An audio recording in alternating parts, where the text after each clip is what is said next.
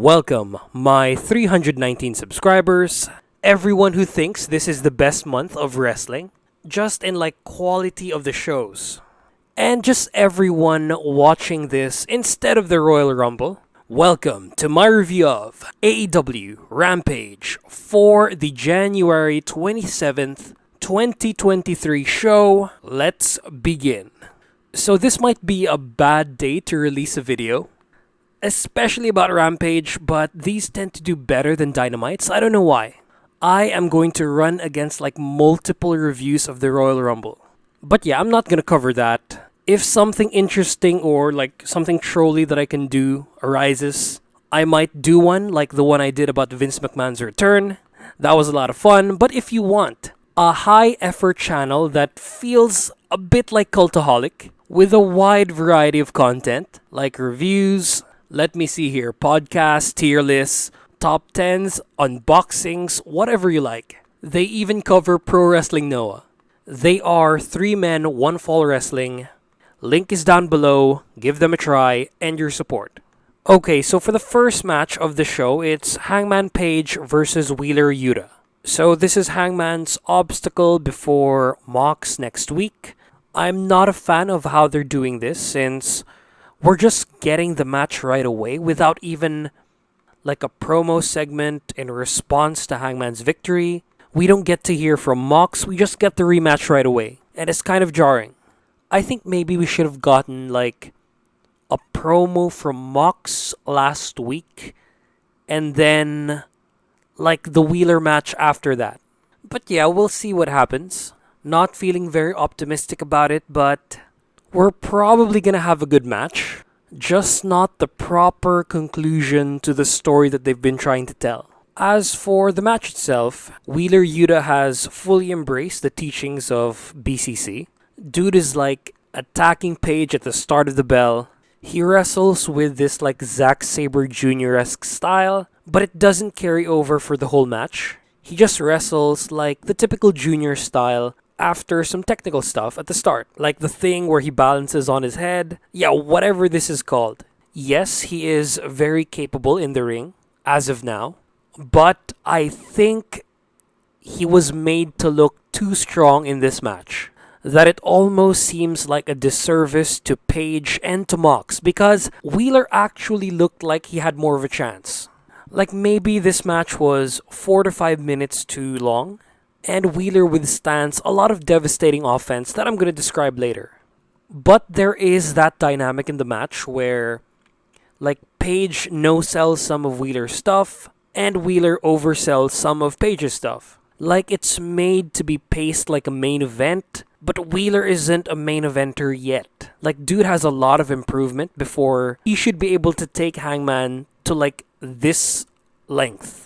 Or be able to go toe-to-toe with Hangman like this. Dude needs to bulk up and practice the promo. The face and his Japanese heritage, I think, is awesome. He has the face of a wrestler, just not the body. Yet.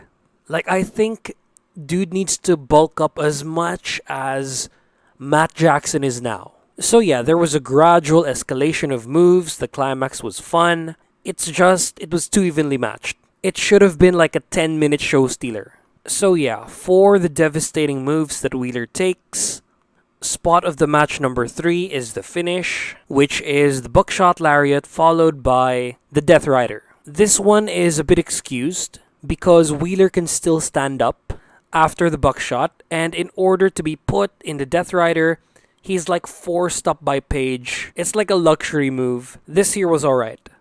Number 2 spot is the awesome sequence that Wheeler does when he does a triple German suplex inside the ring, and then one on the apron, and then one that's a release German suplex to the outside. Page lands on his head. This was a Josh Alexander spot, and this could have easily been number 1, but we have the Avalanche Death Valley Driver, which is a move that I think Page could have finished the match with. This was so devastating. This looked as devastating as any finisher. I mean, if anyone, Wheeler should have been taken out by this move, and yeah, that would have made Page look stronger.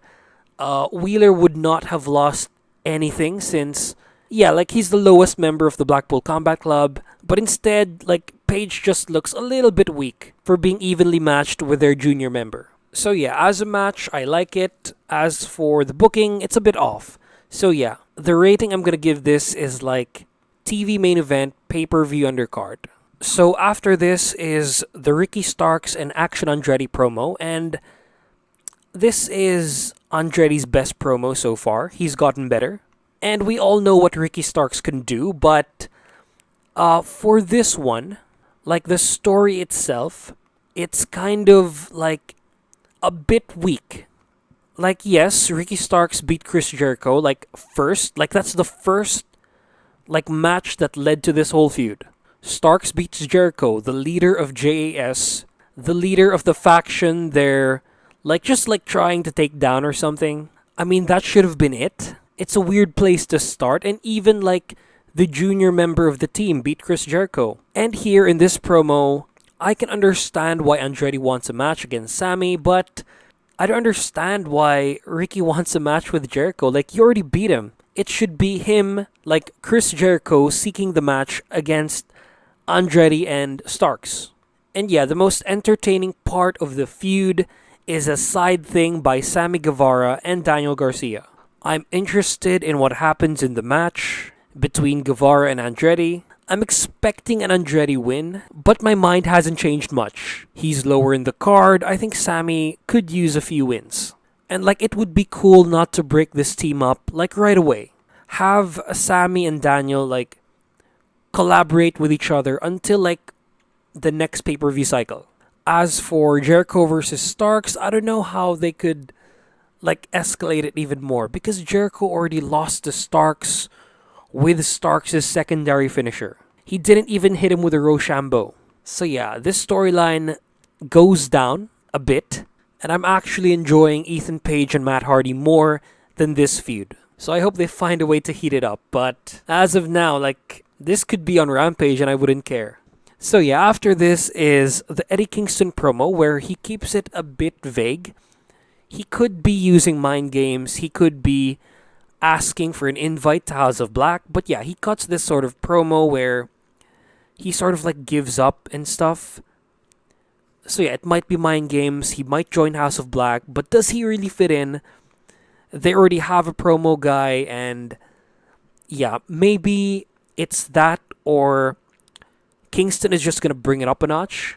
He's going to like Piccolo style unlock his potential, and he might take out Matthews and King. Hell, they might even have Sting with them, since Darby's gonna face Joe, and Sting fought with House of Black. So yeah, they might have Sting with Ortiz and Kingston versus House of Black. So many possibilities. But yeah, there is no way Malachi himself is going to take a loss. I think he's gonna beat Buddy. He's gonna barely scrape through Brody, and then he's gonna get destroyed by Malachi. It's gonna get him on Dynamite, and if hot enough, I think it gets him to the main card of the pay-per-view. But that's pretty much it for Eddie, as for now. A feud with Samoa Joe would be nice, but I honestly don't know how he's gonna get there. Yeah, great promo, love the content, and I'm interested in the direction of the feud. So after this is the TNA boys, Jeff Jarrett, Jay Lethal, and Satnam Singh versus Best Friends with Danhausen, Trent Beretta, and Chuck Taylor. So the war for the Golden Globe has been pretty entertaining so far. They managed to get like a legit Hollywood actor who's a fan of the show in the show. It gives him an excuse to come back, and it gives us like a fun, lighthearted feud between, now that I think about it, two of the most entertaining things in Dynamite. Like, they're not high in the card, you don't take them that seriously, but they're very like into these like comedy feuds that they take very seriously. And yeah, you gotta give credit to Jeff Jarrett, like everyone in the team. Best Friends will always be entertaining. I just wish they were back in the tag division. But yeah, in this match, Danhausen brings a ukulele. It's a taunt off with Jarrett. He actually plays the ukulele unlike Jarrett. But then this pisses Jarrett off. Jay Lethal takes the ukulele, Satnam Singh destroys it, which is a preview of things to come. So yeah, this is Satnam Singh's like first serious match that's not a squash, I think. He's just had run-ins before. He's had the upper hand of Wardlow before, and he was alright, but he'll like never be this like main event level performer just because of like the limitations of movement and what fans want today. Like his ceiling for me should be All Atlantic Championship, unless he shows us something more. He's like 27. There's still a lot of time for this dude, but as of now, keep him in that level. And yeah, we finally get to see him interact with a lot more serious guys in the match. Best friends might be mid-carders, but that's who Satnam's gonna be facing off for like maybe 5 years. So yeah, this is the problem when you have like these big guys who can't perform yet very well. You don't know if he should be destroying the upper card guys or like getting beaten. Like for example, if he faces off against Moxley, against Page, against Kenny, against Danielson, like next level performers like that, especially Omega, how the fuck will that send anyone home happy or like not shitting on the product if like Satnam just destroys them? Like this is why I don't want guys like this in the roster unless you're Big Bill. Like for me, I think he should be facing off against Big Bill. But yeah, I feel the same way about Parker Boudreaux, about the other guy in Swerve's faction, just like the big guys. Big Bill, he's shown what he can do.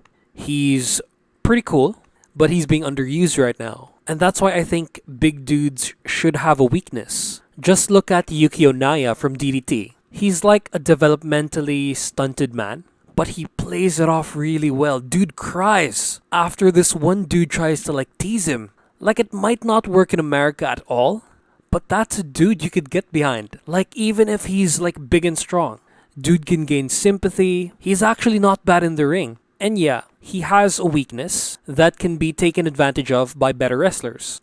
But as of now, as for Satnam Singh, I think like the better higher card wrestlers will use like their experience, their speed, as well as just like a lot more unique moves that are specialized to take out Satnam. But yeah, we get to see what he can do and how Trent interacts with him.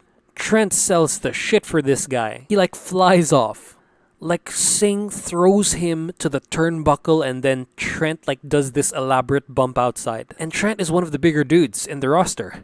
And yeah, we get the fun best friends teamwork, but it's a bit underwhelming. Not very much teamwork happens, but I like the soul food half and half. Match has the usual structure that I talk about. It has the usual structure that I keep describing.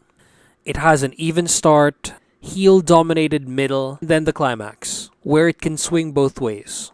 But I especially like how Chuck got to do a lot of stuff. Like he's been the minor member of Best Friends lately. Trent has been doing all of like the big moves. He's looked the best out of everyone, aside from Orange. But here, Chuck was awesome. He did a lot of like high-speed stuff. And like the top spot of the match, which is like a figure 4 on Jeff Jarrett. Jay Lethal goes for a diving elbow drop and then Chuck dodges this by just sitting up. And Chuck even comes out better than what we expect from a fight with Satnam. Like he sets him up for this like quadruple rope guillotine by like all members of Best Friends. Yeah, he makes Satnam sell. So yeah, so this goes on until the end. We get a shot with the Golden Globe to Danhausen by like Jeff Jarrett. Satnam Singh does like the step pin for the win. So yeah, the feud progresses and I expect the finish to be Best Friends somehow win. They're gonna pin Jay Lethal, of course, but hopefully Jeff Jarrett.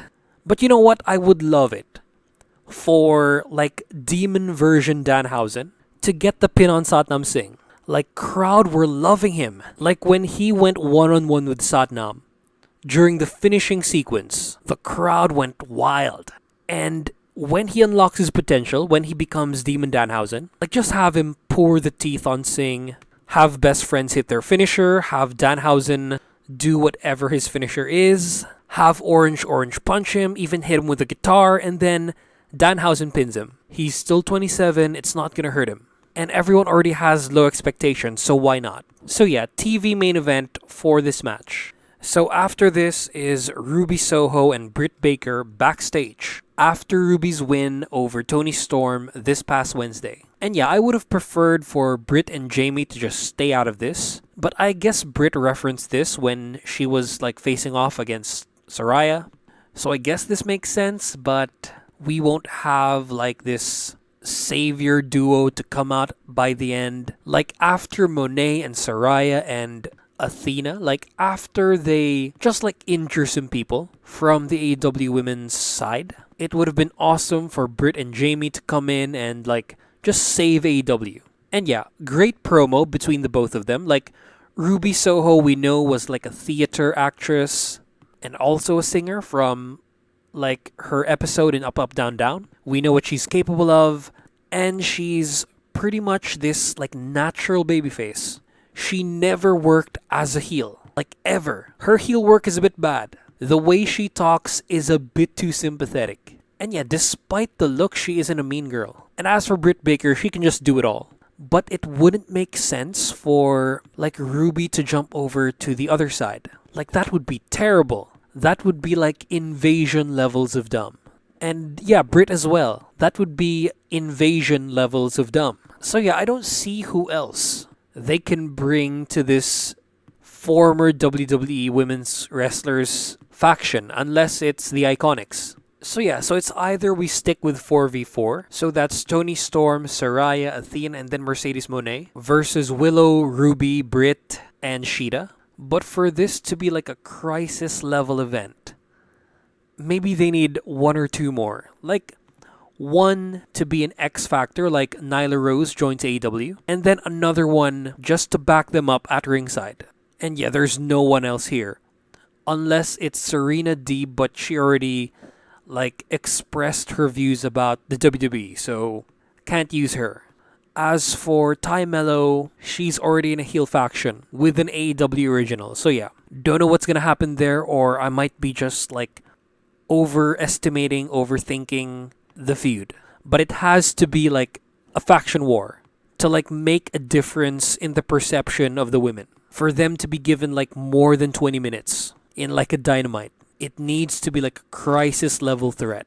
If they can manage to bring in Naomi, if she doesn't show up in the Rumble, that would put the feud over the top. That's gonna be it right there. Oh my god, so much potential. Like, I'm not the biggest fan of Naomi, but with someone who's like that close to like the top of the company, as well as like just a pure WWE, like born and bred, she would be awesome in this feud.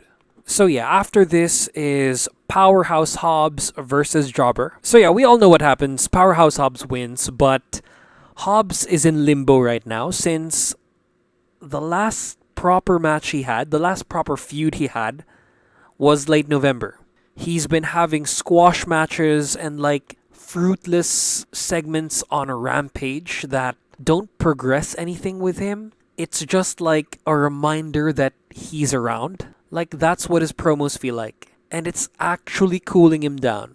They better, like, start something with this dude. Like, have him go after Orange Cassidy. Or have him go against any of the top guys. Have him join up with MJF. Anything. Give this dude anything. Have him destroy Jungle Boy and Hook. Have him join the Firm. Have him do anything. Okay, so after this is the Top Flight promo on the Elite. And this is a response to them beating the Young Bucks last week. Now they're going to call AR Fox. They're going to challenge for the 6-man championships. And yeah, the match is of course going to be good. Like, my expectations are pretty high. But the most interesting part of this is that Darius is the best promo in the faction. He's like their designated mic guy. He's been out for a long time, but I think he's better than Dante on the mic. In the ring, Dante is like leagues above. A lot of people, not just Darius. Top Flight also have a new catchphrase. And yeah, glad to see Darius shine even more. Hopefully he doesn't get injured. Looking forward to the match next week. And after this is the Dustin Rhodes promo, where he gets rudely interrupted. So yeah, Dustin Rhodes thanks the fans about praying for his mother. He's announcing his comeback, and it's all fine and well. It's been said that 2023 is going to be his last year in an in-ring role. And I think this is where you should like build him up. Like have him win the TNT title or anything.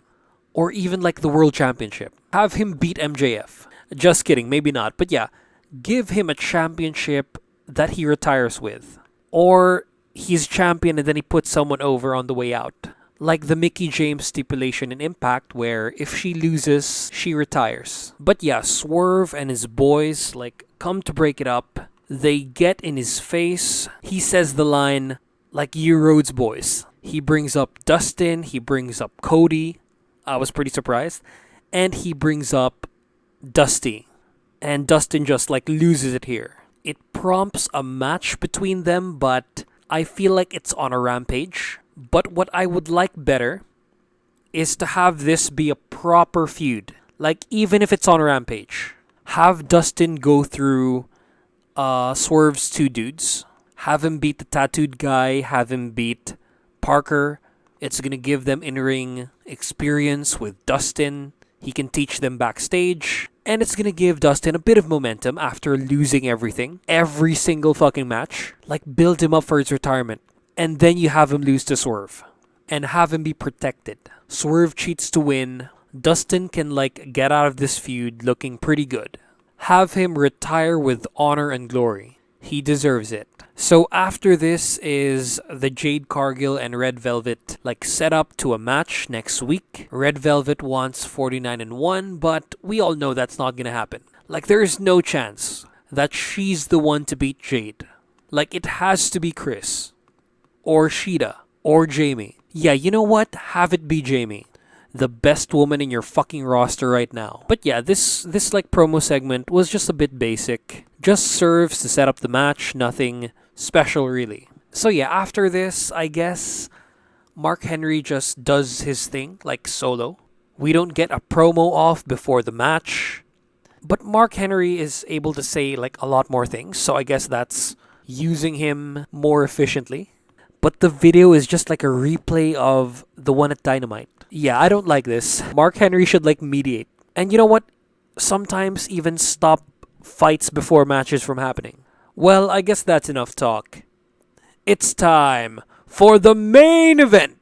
So the main event is Jamie Hayter versus Emi Sakura in an Eliminator match. So yeah, it's what non-title matches are called. But this match felt like it was for the championship. This is Emi Sakura's TV return with now a better gimmick and an entourage that people can take a lot more seriously. So yeah, you have Mei Suruga and this guy who I don't know, flanking Emi as she makes her way into the ring. So yeah, from Freddie Mercury, she became the whole band. She became queen. So this was a main event fucking match. It's paced like one, it's hard hitting, and it has a story. And that story is Jamie once like lost to Emi. She was once inferior, but now she's AEW Women's Champion. But throughout the match, Emi actually dominates. Like they make her look very strong against the champion. It's like more than what Wheeler did earlier. It's like in Jamie's mind, Emi is still her mentor, her senpai, and like she has won over her. It's like Jamie still has doubts. It's like mentally she's not there yet. But as they go through the match, she overcomes this and then becomes better, like as a champion. And as for Emi Sakura, holy shit, the moveset here. She does these like small Irish whips to the rails and then to the ring and then back and forth, back and forth. Her chops are nice and loud and stiff. She does like cross bodies to various places, like the turnbuckle, the guardrail, and she even has like a surfboard stretch as well as, like remember Luther Reigns? She has his neck breaker. She's booked so strong. Like she takes it to Jamie. And Jamie reciprocates in kind, but it's always like an even playing field. When Jamie is starting to fight back. And when Emi's in control, she's fucking in control. And there might have been too many kickouts here. Like just a little bit. Emi's offense was like a bit buried since she just hit them one after another and then Jamie just kept standing up, kept kicking out. Maybe like make this more evenly matched. Just like a little bit. It's not like a Wheeler and Hangman situation, it's like even closer. So yeah, let's get to top 3 spots of the match. So number 3 is Emi Sakura's moonsault. So like the climax of the match is this like moonsault exchange. Jamie misses hers, Emi hits hers, and then Jamie kicks out. Really fun to see, but this is when things started to like just be too much. It was like a soft burial of Emi. Number 2 is the stalling butterfly backbreaker. Yeah, definitely the second most visually appealing spot of the night. She just holds like a taller, bigger woman in the butterfly position for like a good number of seconds. I think it was like 30 seconds to a minute. Yeah, 30 seconds. And then backbreaker. Like just a strength to be able to do this. And then as for the number 1 spot, it's the finishing sequence. She like Kazusada Higuchi's Emi. 2 hard lariats followed by the Rainmaker for the win. So yeah, this match is as good as the one with Shida. It's pay-per-view undercard. And Jamie is just slowly starting to become like the best woman in the division. Like on the mic, she's right up there. Maybe number 2 behind Brit. And as for in-ring, she's like the best currently. She's the only one who doesn't need to have like a great dance partner to get a good performance. Jamie should be in Jade's spot. Like she's the best, like everything in the women's division. And I think if you have Jade beat her, that's like one gonna piss off a lot of fans, and then it's just gonna feel a lot like the WWE. Like we see this a lot already, where wrestlers are pushed more because of their looks. And here we have like someone who actually has the look, has the gab, and has like the wrestling ability to be the face of the women's division. So yeah, have her beat Jade. Fans are gonna go insane. And it's gonna shoot Jamie up to the fucking stratosphere.